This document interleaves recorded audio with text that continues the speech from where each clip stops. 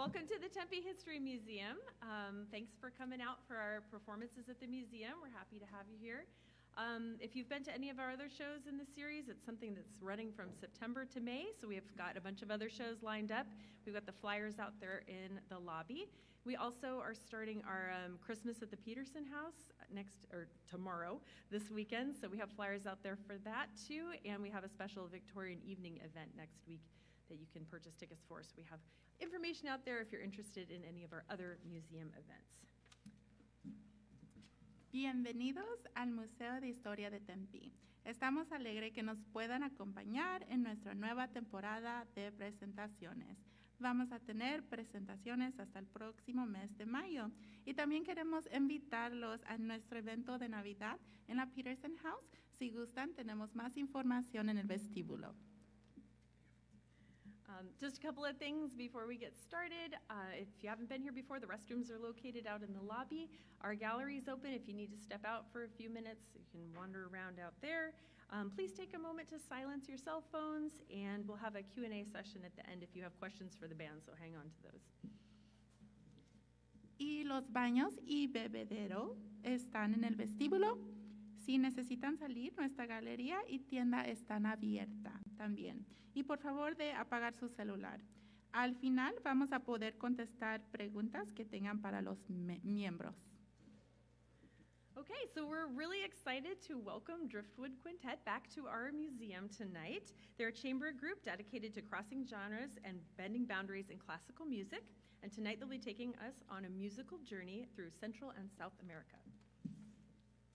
Y estamos muy alegres de presentar a Driftwood Quintet. Son un grupo dedicados a cruzar géneros y traspasar fronteras en la música clásica. All right, so please help us welcome Driftwood Quintet.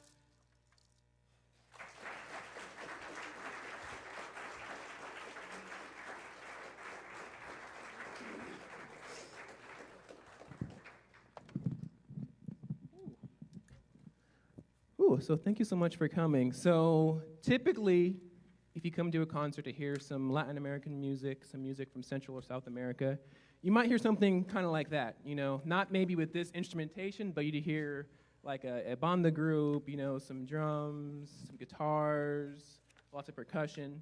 And that first piece was written by Natalia Lafourcade. She is probably one of the most successful living Latin pop musicians. I can call it pop folk. She does a lot of stuff. And Natalia has lived a very interesting life. She came to prominence with her music in around 2002. But even before that, she came from a somewhat musical family. Her mother was a music educator. And when Natalia was a child, she actually got kicked in the head by a horse. And her mother used music education music to kind of help her come out of her shell, help her grow, help her heal. And I think that really played a part for her when she writes the rest of her music, because so much of her music really leans into the Latin American, the indigenous, the Spanish, all these different influences. You see it in her music, and she really enjoys showcasing that to the world. And this song is called Nunca es Suficiente, which kind of translates to nothing is ever enough. And it's a really wonderful song. And this song was actually, I remember when this song came out, it was 2015. I was actually working as a pizza delivery driver. And every time I would deliver a pizza to any pool party that summer, like this song would be blasting from the speakers. So it's a pretty popular song. It topped the charts in the Mexican music Billboard charts. And then later on, another Latin group called Los Angeles Azules, they collaborated with her to make a cumbia version, which is more what this arrangement was based off of. And that cumbia version, again, top of the charts, it kind of was in the top 10s for a really, really long time. And that first arrangement was done by our bassoon player, Ben. Yeah, it was fun stuff. So as I said, that first piece, Nunca es Suficiente, is what you would normally hear maybe in a Latin American concert, some Latin music. And this next piece is actually going to be a piece that you would normally hear if you came to a traditional chamber music concert. So I'm going to turn it over to our clarinet player to introduce this one for you.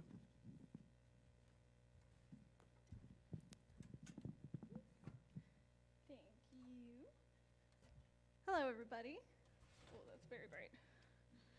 Okay, so this next piece is Teresa Carreño's String Quartet, which I have arranged for Reed Quintet.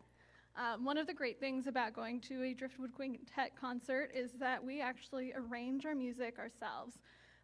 So traditionally, me or Ben, who arranged that last one, or Dominique does most of the arranging in almost every song on, not on this, most every song will be arranged by one of the three of us. This concert is an exception that we have a lot of music that actually was not, but we'll tell you when it is.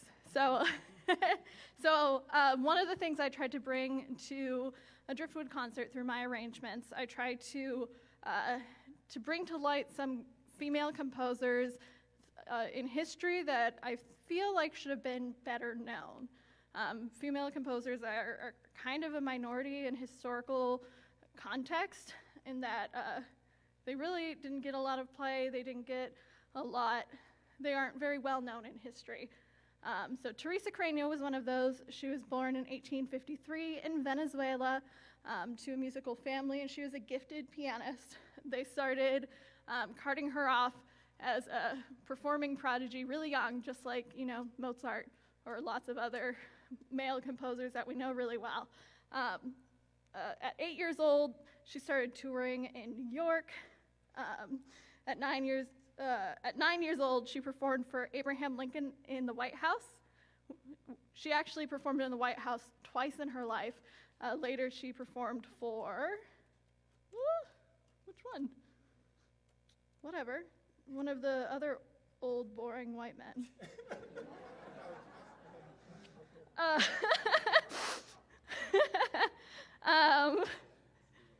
She didn't like the piano in the White House, by the way, which is a wonderful thing for a 9-year-old to say. She started touring Europe at 12. She was a favorite of well-known composers such as Rossini, Franz Liszt, Anton Rubinstein. She was known as one of the best pianists of her age, of the age. They gave her the nickname the Valkyrie of the piano. One of these wonderful quotes about her. Carreño had overpowering personality, overpowering talent, overpowering physical strength, overpowering technique. And on top of that, she was one of the most beautiful women of her time in an Amazonian sort of way. In short, she was overpowering in every direction, and there seemed nothing she could not do. She also became a gifted singer, singing opera, and conductor, like many composers, filling in when some men just couldn't put up. Carreño married 4 times. She married 3 musicians and one of their brothers, and she had 6 children. She did most of her composing in her young life, which is very typical of female composers of the time. Her music incorporates elements of European rhythms, Viennese waltzes, as well as Latin and North American folk melodies. Oh, I found it. She played for Woodrow Wilson. This string quartet she wrote in 1896, so this happens to be one of her later works. So this will well encompass all that she was known for composing. So I hope you enjoy it.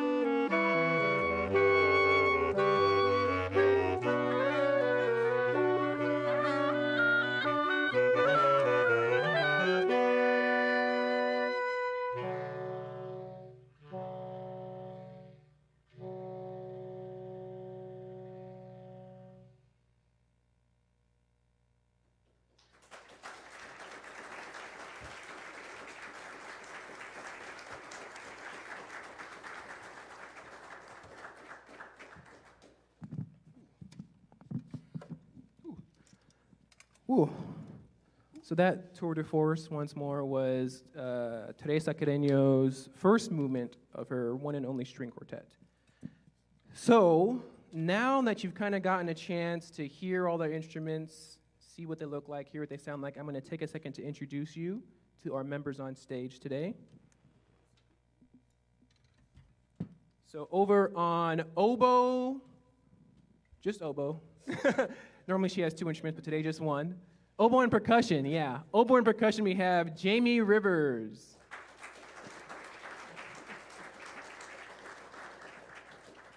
On alto and soprano saxophone, also on percussion, Max Schwimmer.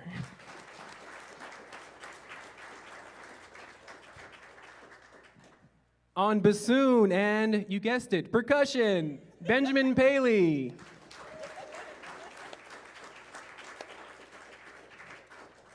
And the only 2 people not playing percussion tonight, we got Melissa Malork on clarinets, B flat and A and E flat.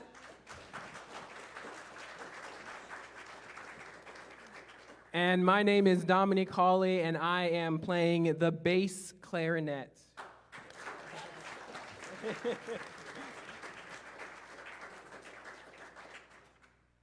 Cool. So this next piece that we're going to play for you, we're going to take it back a little bit. This one is back from the 18th century, probably a little back further than you thought. But this piece was written by an Afro-Brazilian composer. His name is Jose Mauricio Nunes Garcia, and he is a very interesting figure when we speak about early classical music history, because as many of us know, if you come to many Driftwood concerts, is that a lot of this classical music that we listen to, it's a European art form originally, and when we look at the scope of the people that write it, we don't hear a lot from other cultural groups, whether it's African American, South American, Central American, Asian, like all these different people have contributed to the classical music canon. And Jose was one of the early ones. He really, against all odds, shouldn't even have been in classical music, because he is what would have been called in that day a free mulatto, which basically means that both his parents were biracial, and this is during the slavery times in Brazil. And both of his parents were biracial, and by one way or another, when you're a free mulatto, you're either born free or you somehow manage to pay your way into freedom or escape or get freedom some other means. So he came, his family, his parents came from slavery, and he joined the faith. He was a Catholic priest, and from a young age, and this is something we hear from pretty much from many composers, you know, from a young age, Jose was a prodigy. He could play piano, he could play guitar. He was able to listen to music and reproduce it almost verbatim, something I wish I could do. It's very hard. But he was able to do a lot of things musically, and this piece is a plain chant piece, which means you would normally hear it if you're going to a church or a cathedral. There'd be a large choir of voices that would be singing in very close harmony, oftentimes, very, not the illustrious, fancy things we hear in lots of today's vocal work. So this piece, it's titled Libera-me, and I want to leave you with one last thing before we perform it, because Libera-me is from a Latin text, you know, and it means deliver us.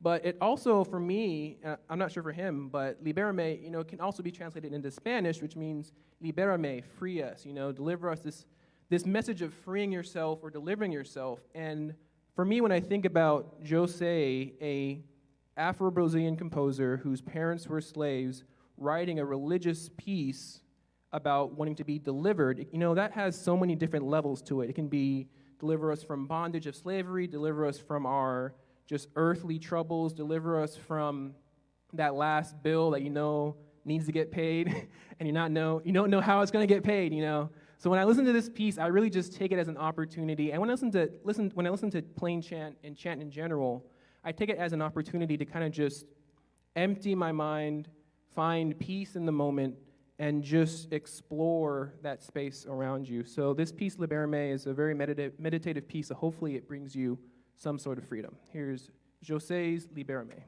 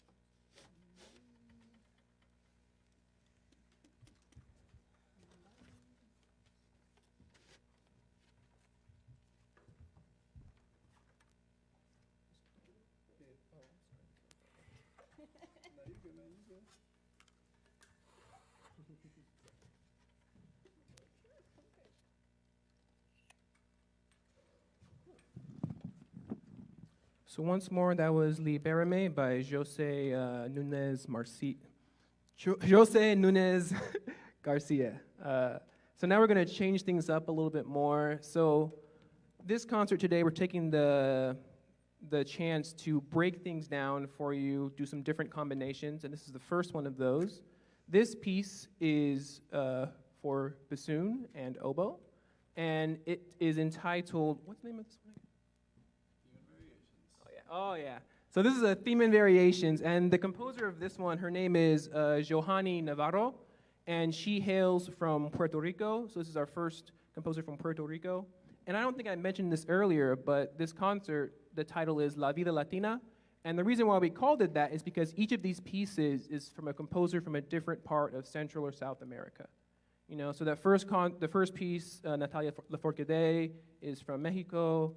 The next one, the Carreño, she was from Venezuela. The one after that was from Brazil, and this one is from Puerto Rico. And this piece is a theme and variation because a theme and variation takes a melody, plays it for you once, and then kind of changes it up and moves it around. So you kind of know what you expect to hear, but just not how you're going to hear it. And what we see a lot in classical music is composers will take folk melodies, they'll take popular music from their time, and that'll create the base melody for the piece that they're composing. And we see the same thing when composers from different cultures do that. So Johanny, she takes a melody from it can be considered either a Christmas tune or a lullaby. It's called A la Nanita Nina. Yeah. A la Nanita Nina, and it's a really lovely song. I didn't realize this until I started researching it, but it was actually featured in the Cheetah Girls 2. If anyone has seen that movie. It's a fun tune. It goes, A la Nanita Nina, Nanita ella, mi niña tiene sueño, bendita sea, bendito sea. And the words, it's kind of hard to do it in English, but basically it's a song about trying to lull your child to sleep. Bendito sea means almost like be blessed or have blessings upon you. So it kind of works if you're thinking of it in the Christmas terms, in the way of like baby Jesus, or if you're just thinking about your child, you know, I want this child to have a restful sleep and have a blessed grand rising in the morning. And this theme and variations, some of them are a little more might wake the child, but overall it's a fun piece. So once more, this is Johanny Navarro's theme and variations on A la Nanita Nina.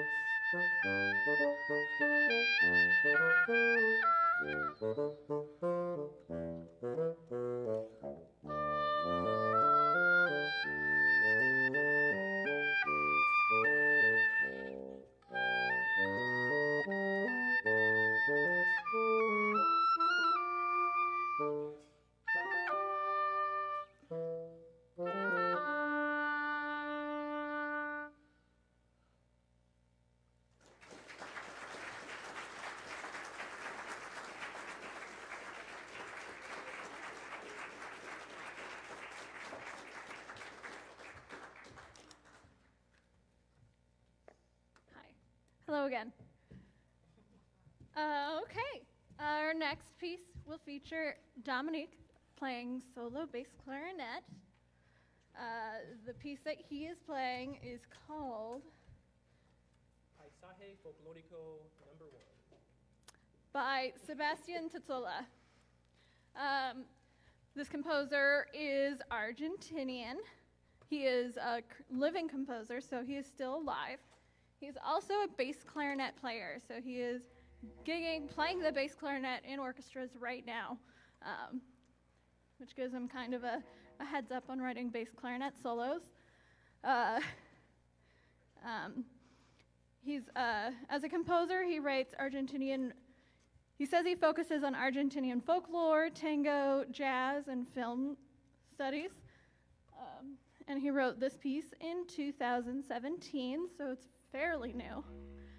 This piece will focus on extended techniques on the bass clarinet, which is some very cool stuff. So you will hear some things that, unless you've been to some solo bass clarinet stuff, you may have never heard before. It will start with some things we call timbre trills, which is where the pitch of the note will stay the same, but the sound of the note will change. So a regular trill is where the note will change very fast, right? A timbre trill is where the sound stays the same, but the sound will change really fast. It's really strange until you hear it. He'll start with that. It's like the second note, so you'll hear it right off the bat. The piece makes use of key clicks, which you may not have realized is something that we use as music. Bass clarinet has a lot of keys, and they're very loud. The clarinet cannot do it quite as loud as the bass clarinet. And so someone who is a bass clarinet composer and a bass clarinet player might make use of those in the piece like he does. The piece will have some growls where Dominique will literally growl in his throat while he is still playing the bass clarinet, which is a thing you might not have known that he could actually do. And it will also make use of his extensive range. Bass clarinet literally has the word bass in it, so I bet you thought that it was a low instrument. But of the instruments up here, it might have the most range. So I think it does have the largest range, technically. I might fight him for it, but like... Ben might fight me for that. No. Clarinet beats the bassoon, but bass clarinet might be the regular clarinet. So you'll hear him play extremely high, and you might be like, I didn't know bass clarinet could do that. And that's some of the beauty of solo bass clarinet. He'll also play one multiphonic, where you'll hear multiple notes at once. That is not a mistake. Not a mistake. You actually hear this sort of thing a lot from like beginner players. And advanced players make use of those mistakes. We focus in on those actual mistakes and then like expand them. And we're like, oh, I guess I can make two sounds at once. What if I do that on purpose? And so he will do that. This is a really cool piece. I hope you enjoy.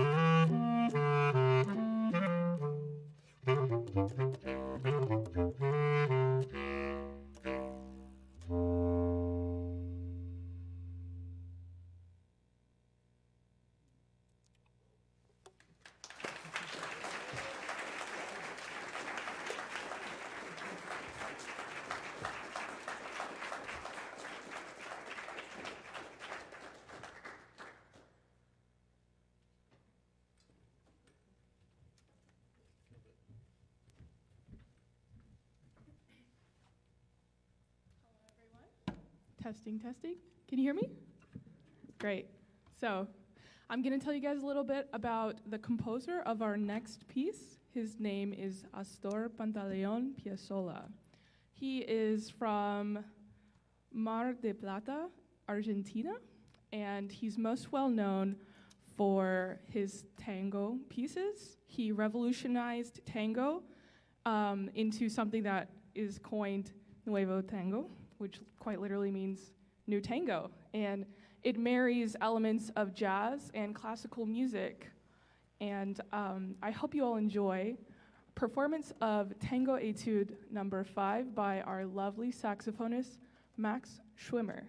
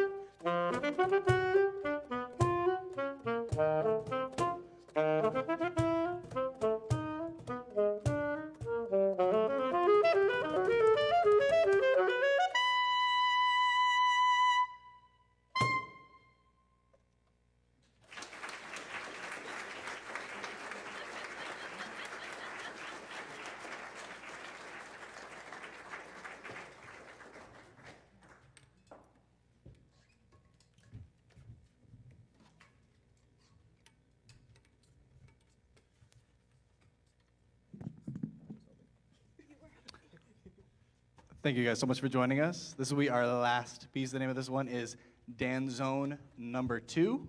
It was originally written for a full symphony orchestra. So unlike all the other pieces you've heard, which were either written for chamber group, solo, duet, or intended to be played by a small ensemble, this piece was supposed to be played by over 100 people. And yet, here we are. We got like 10 each, right? Basically that. 20 each. The composer's name is Arturo Marquez. He is originally from Mexico. It is also made famous by a conductor, Gustavo Dudamel, who's from Venezuela, conducting the Simón Bolívar Symphony Orchestra. He's also the music director at the LA Phil.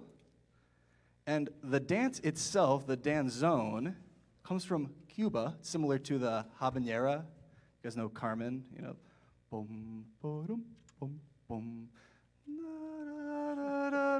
Right, stolen from Cuba. So I think this piece kind of encapsulates everything that we've played today because it has origins in Central America as well as different countries in South America.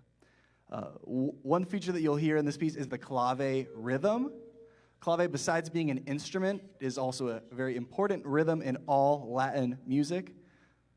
Clave literally means key, code, or clef.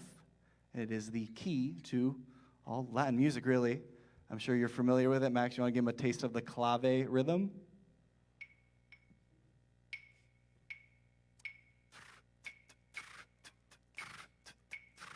Yeah. So every genre from salsa, which comes from Puerto Rico, from reggae, which comes from Jamaica, all the way to popular music today, like reggaeton, which originally comes from Panama. I know we have some Bad Bunny fans in the house. Bad Bunny fans, where you at? All right. Hey, man, he's the most streamed artist the last 3 years running. I just want you to know.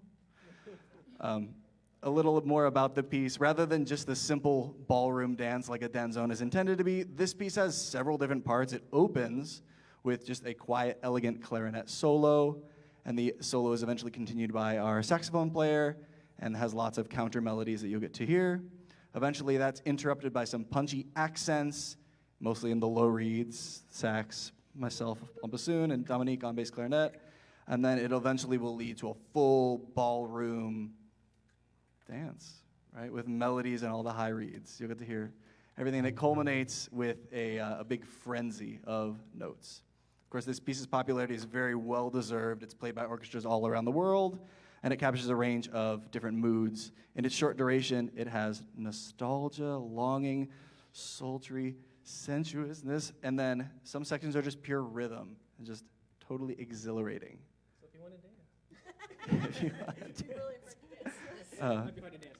So thank you so much for joining us. Shall I reintroduce the group one last time if you joined us late?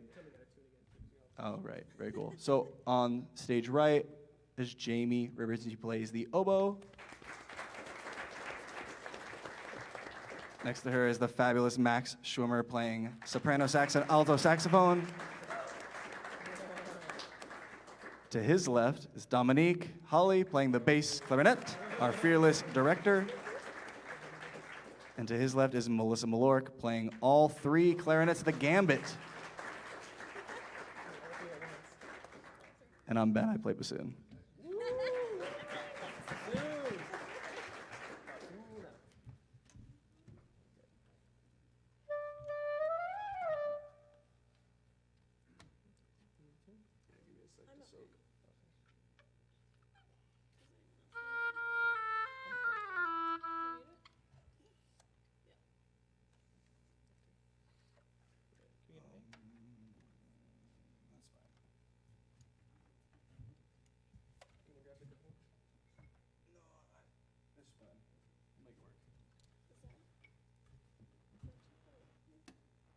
Yeah, but it's all good. Yeah, thanks, man. If you can't tell, there's lots of instrument switches in this last piece, so it's kind of like a juggling act. That's perfect. Thank you, man.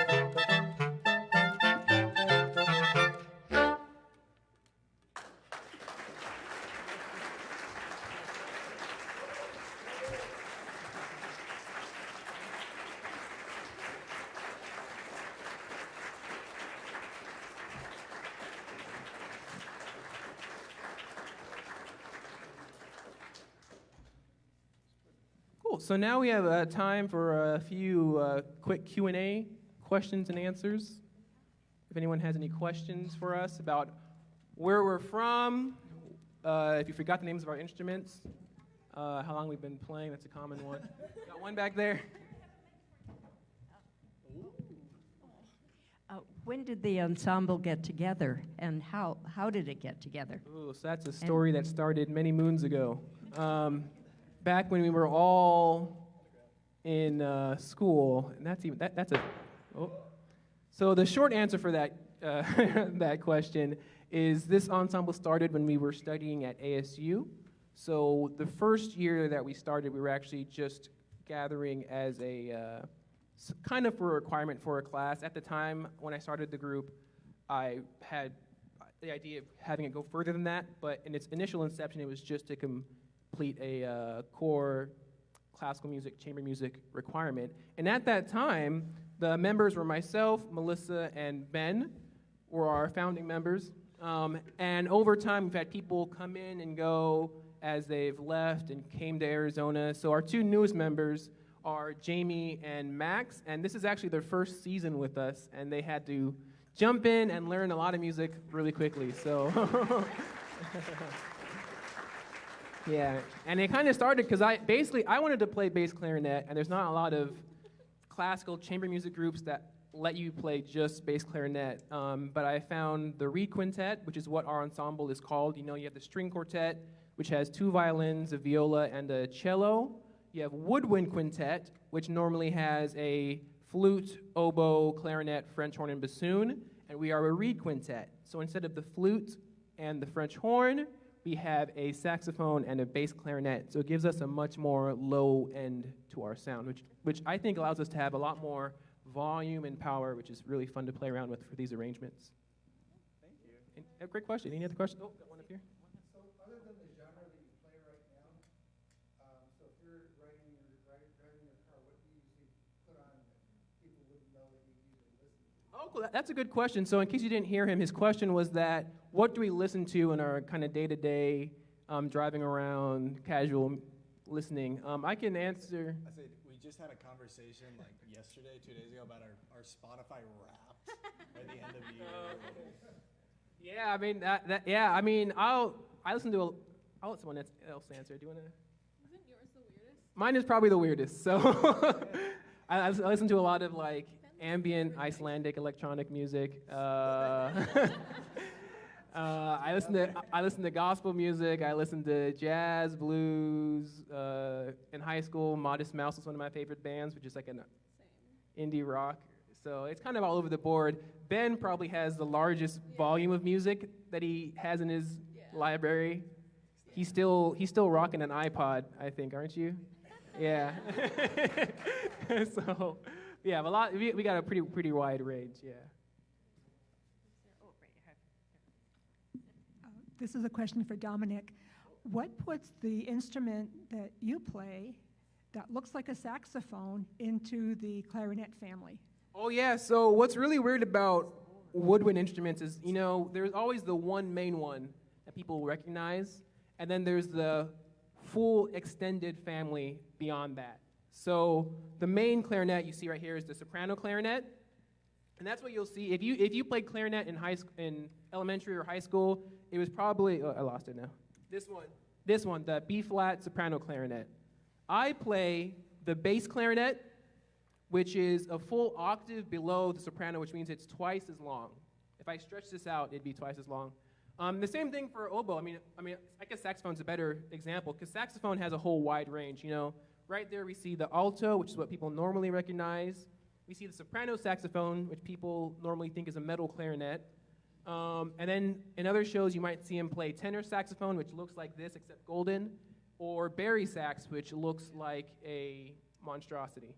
So, I like to say that all instruments come in every variety of size. You think of every instrument starts at a regular one, so this is the regular clarinet, and then they just took the regular one and they made it in every size they could, and the ones that like played well stuck around.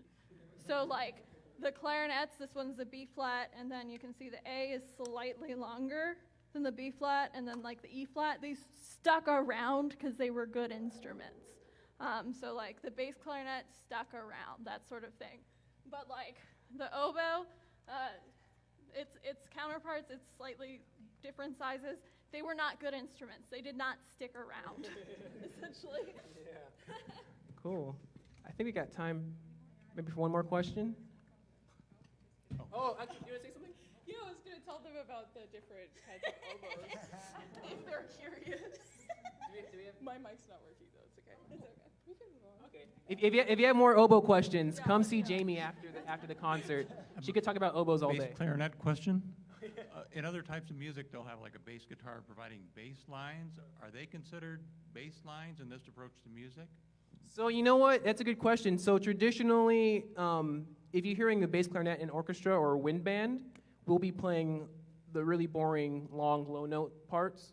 So I'll be sitting on a ba ba ba. Pretty much the whole concert. That's why bass clarinet players always look bored on the orchestra stage. But in a lot of the arrangements that we do for our group, you know, that first piece was a pop arrangement. You know, so when Ben, who does most of our pop arrangements, when he does those arrangements, he'll have either myself or him playing what would typically be a bass player's bass line. So yeah. Cool.